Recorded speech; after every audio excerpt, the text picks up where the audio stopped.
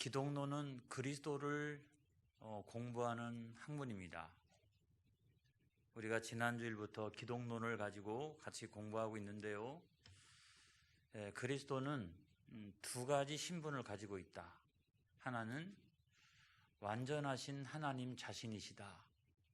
그 칭호에 대해서 지난 주간에 공부를 했어요. 하나님이다, 여호와라, 또는 임마누엘이시다, 처음과 나중이시다, 아무튼 등등. 그리스도가 하나님 자신이라고 하는 것은 성경 안에 그렇게 많이 기록되어 있다는 말씀이에요. 두 번째 신분은 뭐냐면 그리스도는 완전한 인간이다, 이거죠. 그리고 성경에 보면 그런 칭호가 아주 많이 나와 있다는 거예요. 우리가 이따가 그 내용을 가지고 같이 살펴보도록 그렇게 하겠습니다.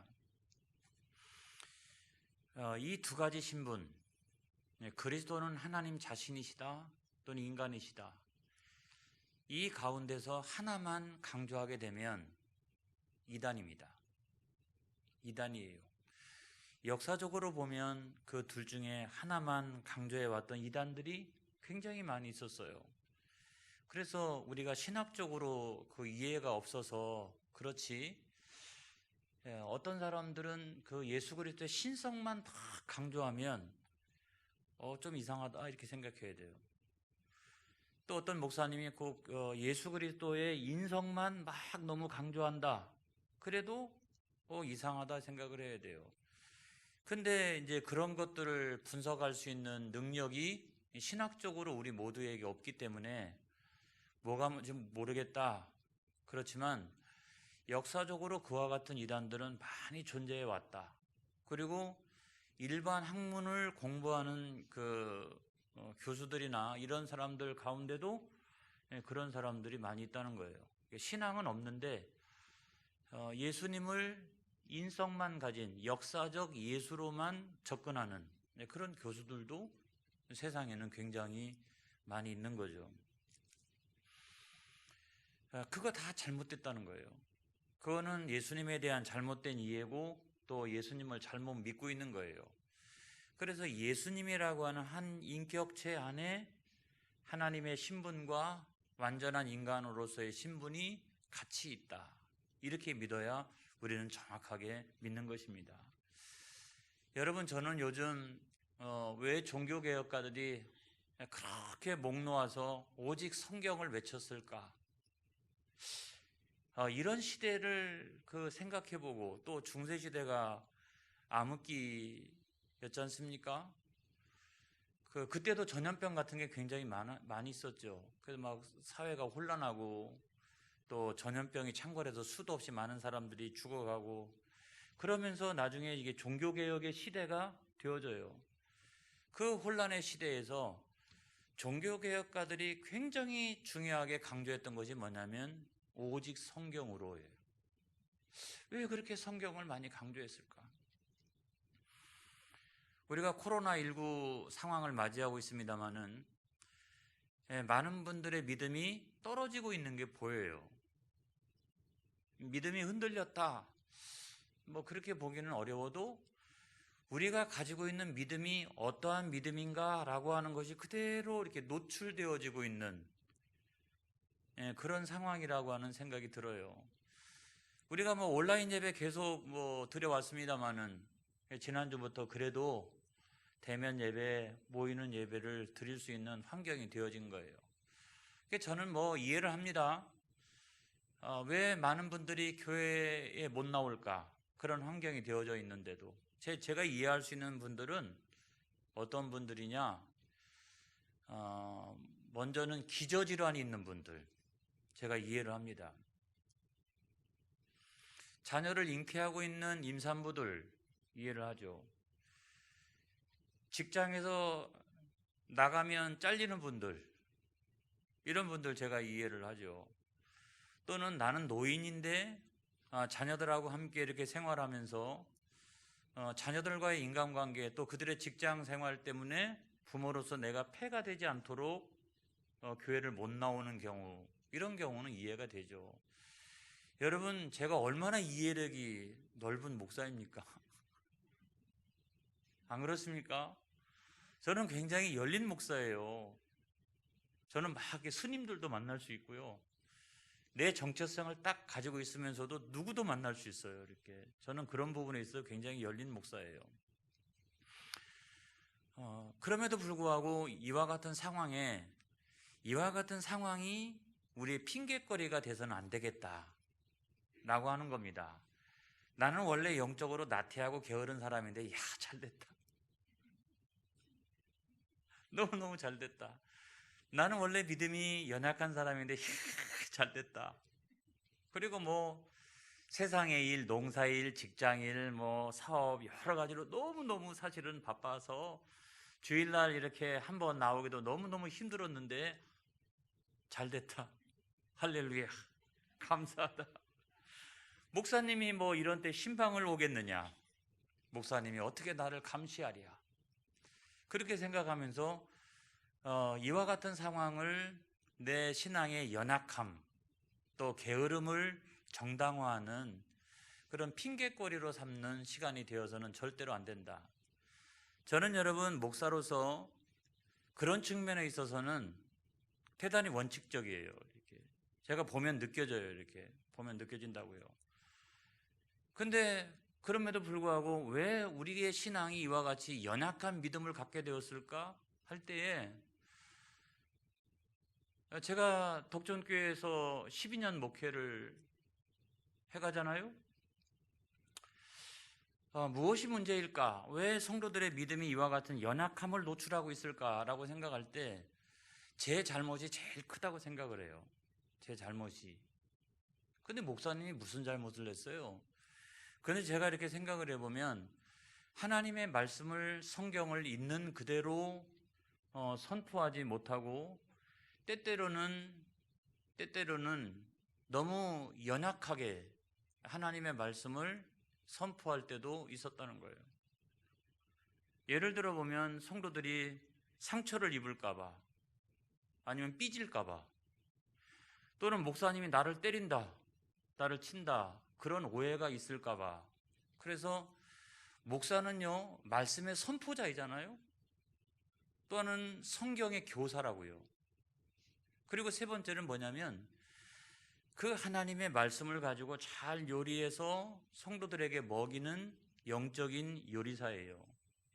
그런데 그런 영적인 요리사로서 제가 하나님의 말씀을 있는 그대로, 축복이면 축복, 저주면 저주, 이거를 똑 떨어지게 제가 생고기와도 같이 그렇게 선교를 했느냐? 그러지 않을 경우가 많이 있었다는 거죠. 저는 이런 부분에 있어서 제 잘못이 아주 크다. 제 잘못이 크다. 이런 생각이 드는 거예요. 여러분, 하나님의 말씀은 아주 어미한 하나님의 말씀입니다. 절대로 가감해서는 안 되고요. 성도들의 신앙의 수준에 따라서 때로는 심심하게, 밋밋하게, 부드럽게 그렇게 먹일 수는 있다 할지라도 언제나 성도들에게 그 밋밋하고 심심하고 부드럽게 그렇게만 먹여서는 절대로 안 된다. 때때로는 된 밥도 먹여야 된다. 그래서 주의 일을 감당할 수 있도록 그 영혼의 성장을 돕는 것이 목사인데, 성도들의 신앙의 양상이 연약한 모습으로 나타난다라고 하면 그 모든 책임이 여러분들에게 있는 게 아니라 먼저는 저에게 있다. 이런 생각이 들어요. 왜냐하면 믿음이라고 하는 것은 어디에서 나는 거냐? 들음에서 나잖아요. 들음은 그리스도의 말씀으로 말미암잖아요. 그리스도의 말씀이라고 하는 것은 성경일 텐데 그것이 잘 들려지도록 말씀의 선포자는 목사잖아요. 목사. 그런데 우리가 그거를 연약한 음식만 먹어와서 오늘날 이와 같은 상황에서 내 믿음이 연약하게 드러나고 있다라고 그러면 저는 1차적으로는 목사의 책임이 참 크다. 너무 편의주의적으로, 때로는 너무 기복주의적으로, 그래서 좋을 때는 막 할렐루야 하면서 교회당으로 모여들다가 그와 같은 위기와 또 역경과 환난을 만나면 에이 뭐 교회 다녀도 이 세상이 왜 이래, 그리고 왜 이런 환란이 있어? 이러면서 금방 그냥 원래 자리로 돌아가 버리는 그와 같은 성도들을 한 10년 설교했음에도 불구하고 그렇게 양육할 수밖에 없었다라고 하면 전적으로 저의 책임입니다. 제가 그걸 인정하는 거예요. 로마서 10장 17절에 있는 말씀을 보겠습니다. 로마서 10장 17절에 있는 말씀. 자, 다 같이 시작. 믿음은 들음에서 나며 들음은 그리스도의 말씀으로 말미암았느니라. 여러분, 저 말씀에서도 그리스도의 말씀이라고 하는 것은 성경 말씀이잖아요. 성경 말씀이에요. 그리고 믿음의 성장은 그 하나님의 말씀을 들음으로써 성장하는 거죠. 근데 그 말씀을 잘 이렇게 전파하는 사람이 누구냐면 목사라고요. 그러니까 오늘 이 시대는 목사의 책임이 제일 크죠. 저와 여러분이 이렇게 동률의 선상에 있는 게 아니라 목사의 책임이 크고 한국교회 모든 목사님들의 책임이 제일 크다. 그런데 두 번째로 보면 여러분들의 책임은 없느냐? 라고 하는 것을 제가 말씀을 드리려고 그래요. 하나님의 말씀을 너무 대충 들었다는 거예요. 너무 가볍게 듣고 쉽게 듣고 얼마나 많은 하나님의 말씀들이 막 그냥 매체를 통해서 울려 퍼집니까? 그런데 내가 그 말씀대로 살아가야 되겠다. 말씀 앞에서의 정직함, 순결함 이런 것들이 우리들에게 여러분 대단히 부족했어요. 하나님의 말씀을 살아계신 하나님의 말씀으로 듣는 게 아니라 목사를 통해서 그냥 전해지는 어떤 이야기 수준으로 우리가 듣고 대충대충 듣고 쉽게 듣고 단순하게 듣고 가볍게 듣고 그렇게 했기 때문에 우리는 하나님의 말씀대로 살아가질 못했던 거예요. 우리는 여러분 저는 창세기 3장을 굉장히 좋아합니다만은 이 창세기 3장에 보게 되면 그 인간이 타락하는 장면이 나오잖아요. 거기에 보면 타락하는 장면 가운데 보면 인간이 타락 이전에 그 하나님의 형상대로 창조가 되었는데 어떻게 해서 인간이 타락할 수가 있을까 이런 생각이 들어요. 안 그렇습니까? 인간이 하나님의 형상대로 창조가 되었는데 왜 인간이 그 타락을 해요? 근데 타락하기 이전에도 죄는 아니지만 인간 가운데 어떤 약점이 있었구나 이런 생각이 듭니다. 근데 그 약점이라고 하는 건 뭐냐면 제가 계속 인간론을 공부하면서도 사람한테는 자유의지가 있다 그랬죠. 그러니까 순종할 수도 있고 불순종할 수도 있고 사람한테는 그와 같은 자유의지가 있는데 이 자유의지가 좋을 때는 좋지만 나쁠 때는 그것이 약점으로 나타난다는 거죠. 그런 약점이 뱀의 유혹으로부터 자유롭지 못하고 인간은 타락하게 된 거예요. 그런데 그런 약점들이 뭐냐? 창세기 3장을 가만히 이렇게 들여다보면 그 약점 가운데 첫 번째가 뭐냐면 부정확함입니다. 하나님의 말씀에 대한 부정확함이에요. 자, 하나님께서 선악과를 통해 가지고 뭐라고 말씀하셨느냐? 그 선악과를 따먹는 날에는 정령 죽으리라 그랬어요. 정령 그랬어요. 이게 타협의 여지가 없어요. 타협의 여지가. 그럴 수도 있고 아닐 수도 있다. 이런 타협의 여지가 없다고요. 근데 뱀이 하와에게 와서 이야기를 할 때 하와가 뭐라고 얘기합니까? 죽을까? 하노라 그랬어요. 그러니까 죽을 수도 있고 안 죽을 수도 있다. 하나님의 말씀은 정확하게 정령 그러면 너는 죽어. 너는 죽어 너는. 그랬는데도 죽을까 하노라. 그럴 수도 있고 아닐 수도 있어. 라고 부정확하게 하나님의 말씀을 듣고 있다는 거예요. 이렇게 하나님의 말씀을 매 시간 우리가 부정확하게 듣게 되면 나중에 여러분의 귀가 얇아져요. 영적인 귀가. 자, 강대상에서 하나님의 말씀을 아무리 정확하게 선포를 해도 그거를 내가 정확하게 하나님의 말씀으로 듣지 못하면 우리 귀가 점점 얇아지기 시작한다고요. 우리 귀가 얇아지기 시작해서 어떤 현상이 나타나느냐? 자, 뱀이 와가지고 다른 복음을 전합니다. 다른 복음을. 야, 그 선악과를 따먹으면 사실은 더 좋아. 그 선악과를 따먹으면 말이야 눈이 밝아져서 하나님처럼 돼. 이거는 하나님의 말씀이 아니잖아요. 이거는 바른 복음이 아니잖아요. 이거는 다른 복음이에요. 다른 복음이 딱 들려오는 순간 여러분 성경을 한번 읽어보세요. 동산에 있는 모든 나무 실과를 창조하시고 하나님께서 보시기에 좋았더라 그랬어요. 이것만 특별히 말이에요. 이것만 더 탐스럽고 보암직하고 먹음직스럽고 그렇지 않아요. 성경을 자세히 읽어보게 되면. 그런데 그 말을 듣는 순간 이것이 더 탐스럽게 보이고 먹음직하고 이렇게 보였다는 거예요. 이것이. 그러니까 우리의 귀가 얼마나 얇은지를 알 수가 있어요. 하나님의 말씀을 정확하게 붙들고 있지 않으면 다른 복음이 때때로는 더 좋아 보일 수 있어요. 이야, 이거 시시해. 하나님의 말씀은 시시하고 다른 복음이 더 재밌고 충격적이야, 이게. 그래서 신천지에 넘어간 사람들 가운데 65%가 개신교 교인이잖아요. 권사님, 집사님, 장로님, 심지어는 목사들까지도. 근데 타교단에서는 35%가 넘어갔어요. 그죠? 타교단, 카톨릭이라든지 아무튼. 근데 개신교에서 유독 65%가 넘어갔어요.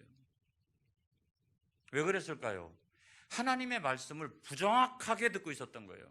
매주일 교회 나와서도 수요일 날 이렇게 모여서 성경 공부를 하면서도 하나님의 말씀을 제대로 듣는 게 아니라 하나님의 말씀을 대충 듣고 있다가 나가가지고는 다른 복음이 딱 밀려오면 그것이 훨씬 더 좋아 보이고 탐스럽게 보이고 먹음직하게 보이고 보암직하게 보이고 여러분 그렇게 했다는 거죠. 이게 얼마나 중요한지를 알 수가 있어요. 여러분 하나님의 말씀은 어미하신 하나님의 말씀으로 들려져야 합니다. 그렇게 들려지는 오늘 이 시간이 되어지기를 바랍니다. 앞으로도 내내 그렇게만 들려지는 여러분들이 되어지기를 바랍니다. 하나님의 말씀을 너무 쉽게 들어도 안 되고요. 너무 가볍게 이렇게 저거 목사님이 하는 이야기야. 천만의 말씀.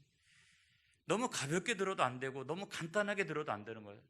강대상에서 울려 퍼지는 말씀은 살아계신 하나님의 말씀이요 어미하신 하나님의 말씀이 인간을 통해서 당신의 종들을 통해서 지금 선포되어지고 있다. 여러분 그렇게 믿으셔야 돼요. 그 말씀 붙들고 이 문을 떠나가야 그의 영혼이 여러분 잘 되는 거예요. 에베소서 1장 1절로 2절에 있는 말씀을 보겠어요. 다 같이 시작. 하나님의 뜻으로 말미암아 그리스도 예수의 사도된 바울은 여기까지 스톱. 단위에서 하나님의 말씀을 선포하는 선포자의 권위가 이거라는 거예요. 나는 누구냐?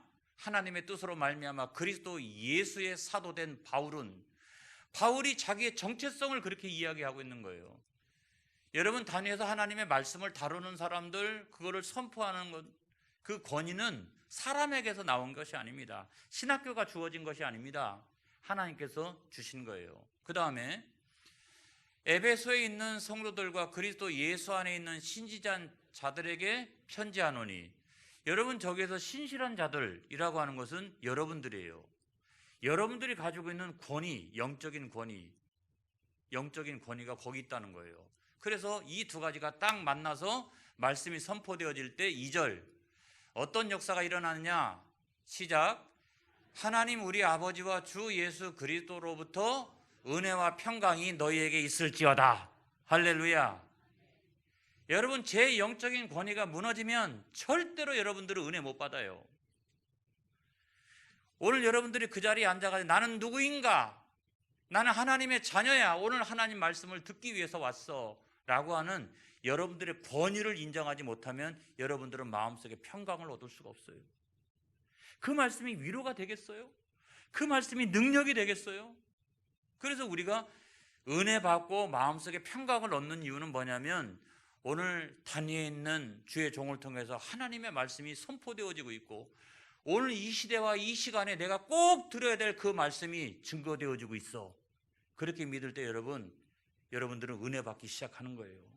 그리고 마음속에 어떤 평강을 누릴 수가 있는 거예요. 할렐루야. 그래서 그렇게 신앙생활 하지 못하면 어떤 역사가 일어나느냐? 핑계를 대게 됩니다. 변명을 하게 돼요. 나중에 하나님께서 나타나셔서 물어봤어요. 야, 너 왜 그랬느냐? 그랬더니 뭐라고 얘기합니까? 아담이 여자 때문입니다. 여자 때문에. 여자한테 가가지고 너 왜 그랬느냐? 라고 얘기했더니 뭐라고 그럽니까? 뱀 때문입니다. 나는 아무런 잘못한 게 없어요. 근데 내가 잘못한 가장 큰 잘못은 뭐냐면 매 시간 하나님의 말씀을 부정확하게 들은 것. 이게 내 잘못이에요. 단위에 서 있는 목사가 바른 복음을 전하지 못했던 것이 큰 잘못이라면, 여러분들의 가장 큰 잘못은 뭐냐면 매 시간 하나님의 말씀을 정확하게 듣지 못했던 것, 이것이 큰 잘못이라고요. 해가지고 나중에 어떻게 됩니까? 사망이 찾아왔잖아요. 여러분, 제가 오늘 이 시간 먼저 드리려고 하는 말씀 뭐냐면 오직 성경이다. 바른 복음이 증거되어지고 우리가 하나님의 말씀을 하나님의 말씀으로 제대로 듣지 않으면 우리는 영적인 성장뿐만 아니라 우리는 연약한 믿음을 가지고 다니고 있으면서도 내 믿음이 연약한지를 몰라요. 그렇게 우리가 살아갈 수밖에 없다는 거예요. 여러분, 우리 교회는 바른 복음이 증거되어지는 그런 교회인 줄로 믿습니다. 할렐루야. 여러분들이 바르게 듣기를 원해요. 그래서 막 말씀이 여러분 인생을 꺾어 놓으면 여러분도 꺾이고, 말씀이 여러분들을 낮춰 놓으면 그 말씀대로 낮춰지고 이래야 되는데, 말씀이 꺾어도 나는 안 꺾일 거야 그러고, 말씀이 낮춰져도 막 나는 계속 교만할 거야 이러고, 절대로 여러분 은혜 못 받아요. 여러분의 인생 가운데 평강을 누릴 수가 없어요. 하나님의 축복을 받을 수가 없어요. 오늘 이 3일밤 예배 이후로 저는 어떻게 하면 오직 성경, 바르게 복음을 전할 거냐, 여기에 목숨 걸고, 여러분들은 어떻게 하면 그걸 살아계신 하나님의 말씀으로 들을 거냐, 여기에 목숨 거는 그런 은혜가 있기를 바랍니다. 할렐루야. 다시 원래대로 이제 돌아갑니다. 자, 그리스도는 완전한 인간이다. 완전한 하나님이시면서 완전한 인간이다. 여러분, 이 관계를 잘 이해해야 돼요. 반은 인간이고 반은 신이다, 이런 것도 아니에요. 어떤 때는 인간의 모습이 나타났다가 어떤 때는 하나님의 모습이 나타났다가 막 이렇게 조변석계다, 이것도 아니에요. 한 인격 안에 두 신분을 공히 가지고 계시다, 이렇게 믿어야 되고, 그리스도께서 완전한 인간이다 라고 하는 사실 앞에 우리가 감사하는 이유는 뭐냐면 우리의 구원 때문에 그래요. 그분은 원래 하나님이셔. 그런데 높은 보좌를 버리시고 세상에 내려오신 것은 나의 구원 때문에 그래. 그리고 내 죄를 대신하여서 주님이 그 십자가를 지신 거야. 그 대속하시는 은혜, 그 구속하시는 은혜가 있어. 그래서 하나님을 인간의 칭호로 우리가 부를 때마다 우리는 먼저 감사해야 돼요. 어떻게 감히 신성불가침인 하나님의 이름을 갖다가 인간의 이름으로 우리가 칭호할 수 있느냐. 그 칭호하는 그때마다 우리는 먼저 하나님 앞에 감사해야 된다. 여러분, 성경에 보면 그리스도는요, 완전한 인간의 모습으로 세상에 오셨어요. 제가 성경을 쭉 한번 언급해 보겠습니다. 창세기 3장 15절에 있는 말씀. 창세기 3장 15절에 있는 말씀. 시작. 내가 너로 여자와 원수가 되게 하고 내 후손도 여자의 후손과 원수가 되게 하리니 여자의 후손은 내 머리를 상하게 할 것이요 너는 그의 발꿈치를 상하게 할 것이라 하시고, 하나님께서 뱀을 심판하실 때 하셨던 말씀 아니겠어요? 저기에 보면 나중에 그리스도가 여자의 후손으로 오신다 하는 게 이미 원복음에서 예언되어지고 있어요. 그 다음에 창세기 22장 18절에 있는 말씀, 다 같이 시작. 또 내 씨로 말미암아 천하 만민이 복을 받으리니 이는 내가 나의 말을 준행하였음이니라 하셨다 하니라 그랬어요. 여러분, 이거는 아브라함에게 하셨던 말씀이에요. 내 씨에서 장차 천하 만국을 구원할 그리스도가 나온다라고 하는 거예요. 물론 여러분, 저기에 보면 그 내 씨가 이삭을 이야기합니다만은 그 내용을 자세히 읽어보게 되면 이게 단순히 이삭만 이야기하는 게 아니구나, 이걸 알 수가 있어요. 사무엘하 7장 12절로 13절에 있는 말씀 보겠어요. 다 같이 시작. 내 수 안에 자서 내 조상들과 함께 누울 때에 내가 내 몸에서 날 내 씨를 내 뒤에 세워 그의 나라를 견고하게 하리라. 그다음 그는 내 이름을 위하여 집을 건축할 것이요 나는 그의 나라 왕위를 영원히 견고하게 하리라 그랬어요. 여러분, 다윗의 혈통 가운데서 그리스도가 오신다 이런 얘기잖아요. 근데 사실은 저거는 솔로몬에 대한 예언입니다만은 그럼에도 불구하고 솔로몬의 왕위가 영원한 것은 아니잖아요. 그러니까 장차 그리스도가 오셔서 그 왕위를 영원토록 만왕의 왕으로서 통치하신다. 그거를 상징적으로 이야기해 주고 있는 거예요. 자, 요한복음 1장 14절에 있는 말씀 보겠습니다. 다 같이 시작. 말씀이 육신이 되어 우리 가운데 거하심에 우리가 그의 영광을 보니 아버지의 독생자의 영광이요 은혜와 진리가 충만하더라 그랬잖아요. 그러니까 그리스도는 육신을 입고 세상에 오신다 이런 말이에요. 마태복음 27장 50절에 있는 말씀을 보겠습니다. 다 같이 시작. 예수께서 다시 크게 소리 지르시고 영혼이 떠나시니라. 그래서 영혼을 가진 존재, 육신과 영혼을 가진 그와 같은 존재이시라는 거예요.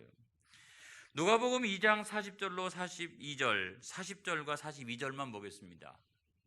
다 같이 시작. 아기가 자라며 강화해지고 지혜가 충만하며 하나님의 은혜가 그 위에 있더라. 예수께서 12살 되셨을 때 그들이 이 절기의 관례를 따라 올라갔다가, 자, 이걸 보면, 자, 여자의 후손 가운데 여자의 몸 안에서 태어나시고 그 다음에 이렇게 아기가 되어서 출생하는 과정을 겪는 완전한 인간이었다는 거예요. 그러니까 인간의 형상만 있고 사실은 하나님의 어떤 모든 것을 갖고 계신 이런 게 아니라 그분은 완전하신 인간이었다는 거예요. 완전하신. 그래서 아기가 돼서 막 성장하고 이렇게, 그리고 또 배고프고 그 다음에 뭐 민망하게 여기기도 하고 그 다음에 어떤 때는 너무 피곤해 하시고 인간이 가질 수 있는 모든 감정을 그대로 갖고 계신 완전하신 인간이었다는 거죠. 이걸 여러분 믿으시기를 주님의 이름으로 축원합니다. 자, 그런 인간이심을 나타내는 대표적인 성경 본문들이 있어요. 자, 첫 번째로 어떤 칭호가 있느냐? 사람의 아들, 인자, 이런 표현 있잖아요. 그죠? 성경 읽다가 보면 그게 뭐야 그래?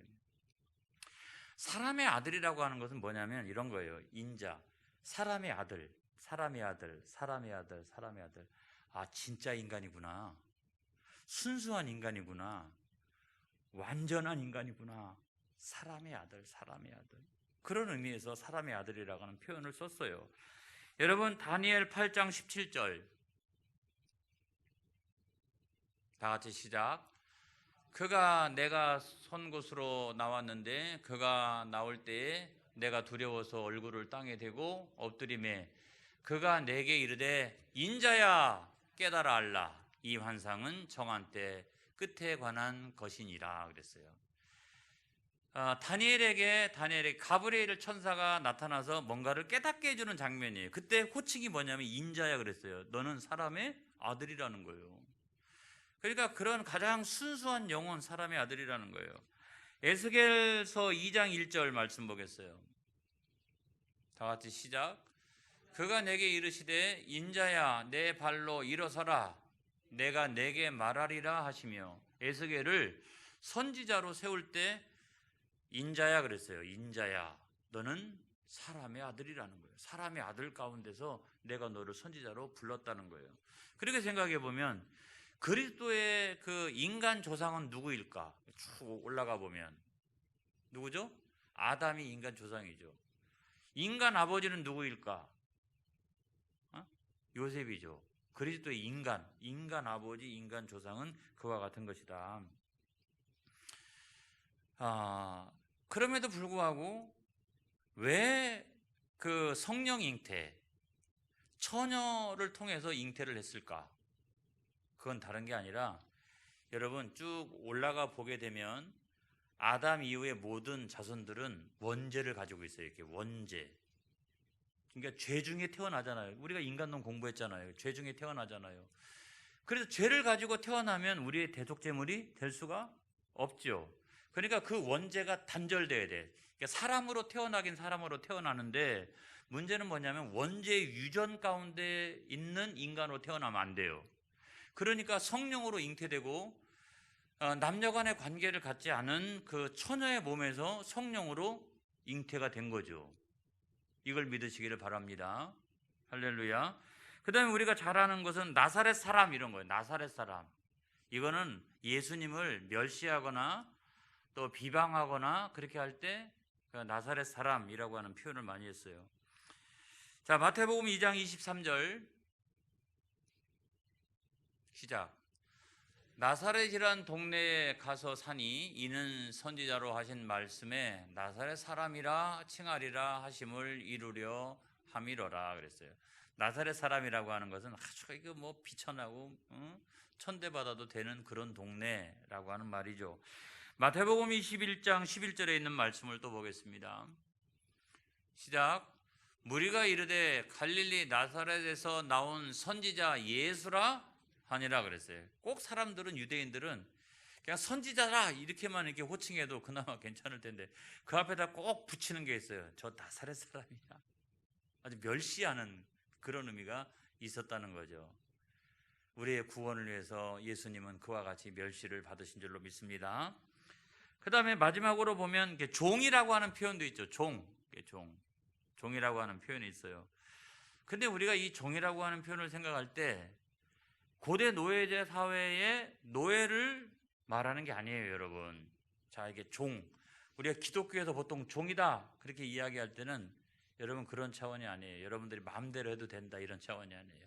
하나님의 종이다. 하나님의 종이라는 거예요. 하나님의 종이다. 자, 이사야 42장 1절. 이사야 42장 1절 시작. 내가 붙드는 나의 종 내 마음에 기뻐하는 자 곧 내가 택한 사람을 보라. 내가 나의 영을 그에게 주었은즉 그가 이방의 정의를 베풀리라. 그래서 그리스도를 하나님께서 나의 종이라 그랬어요. 그리스도는 나의 아들이자 나의 종이다 그랬어요. 나의 종이다. 그 다음에 종이라고 표현할 때는 교역자를 이야기할 때 종이라고 또 표현합니다, 여러분. 야고보서 1장 1절의 말씀을 보겠어요. 야고보서 1장 1절 다 같이 시작. 하나님과 주 예수 그리스도의 종 야고보는 흩어져 있는 12지파에게 문안하노라 그랬어요. 그러니까 야고보는 사도로서 나는 누구의 종이다? 예수님의 종이라는 거예요. 오늘날 목회자들은 누구의 종이라? 예수님의 종이라는 거예요. 예수님의 종이라는 거예요. 예수님의 종. 그런 의미에서 여러분 교회 안에서는 종이라고 하는 표현을 사용한다. 그리고 그리스도가 종이라고 할 때는 우리를 위하여 희생하셨다라고 하는 의미가 있어요. 어린 양으로서 우리의 죄를 대신하여 희생하셨다. 그런 의미에서 섬기는 자로 왔다. 그래 우리 영혼을 섬기는, 우리 영혼을 구원하기 위하여 오셨던 어린 양이시다는 게. 자, 마지막으로 요한복음 1장 29절을 보겠어요. 제가 성경을 너무 많이 보죠. 여러분들은 다 일일이 찾게 해야 이게 금방금방 이해가 될 텐데 말이죠. 다 찾게, 여기서부터 막 저기까지 다 찾게 하고 진짜 그 말씀이 있는지 말이죠. 이렇게 그렇게 해야 되는데 다 같이 한번 읽어보겠습니다. 시작. 예수께서 자기에게 나오심을 보고 이르되 보라 세상 죄를 지고 가는 하나님의 어린 양이로다 그랬어요. 자, 어린 양이라고 하는 표현도 이게 사실은 종이라고 하는 표현이에요. 그러니까 세상의 모든 죄의 짐을 다 지고 가는 어린 양. 구약 시대를 생각해 보면 어린 양한테 죄를 전가하잖아요. 어린 양은 죄가 없어요. 죄가 없는데 죄를 전가시켜. 또 그것처럼 그리스도는 자기에는 죄가 없어요. 그런데 모든 사람의 죄를 대신 짊어지시는 거죠. 할렐루야. 그래서 종이라고 하는 표현 가운데는 그와 같은 표현이 있다는 거예요. 마음대로 할 수 있는 게 아니라 하나님의 종, 그리스도의 종, 또 영혼에 대한 섬김과 구원을 위하여 그 십자가를 지셨던 어린 양, 어린 양의 그 섬김, 이런 의미가 그 종 가운데 담겨져 있다면 우리가 다른 영혼을 향하여, 그렇죠? 다른 영혼을 향하여 그와 같은 영적인 태도를 가지고 우리가 살아갈 때 주의 남종, 주의 여종, 우리가 여러분 그렇게 이야기하는 거예요. 할렐루야. 오늘도 이 말씀을 통해서 저와 여러분이 제가 서두에 드렸던 것처럼 저는 바른 복음을 전하고, 할렐루야, 여러분들은 그 복음을 바르게 듣고 그런 놀라운 변화의 역사가 일어나는 그런 우리 교회가 되어지기를 바랍니다. 기도하겠습니다.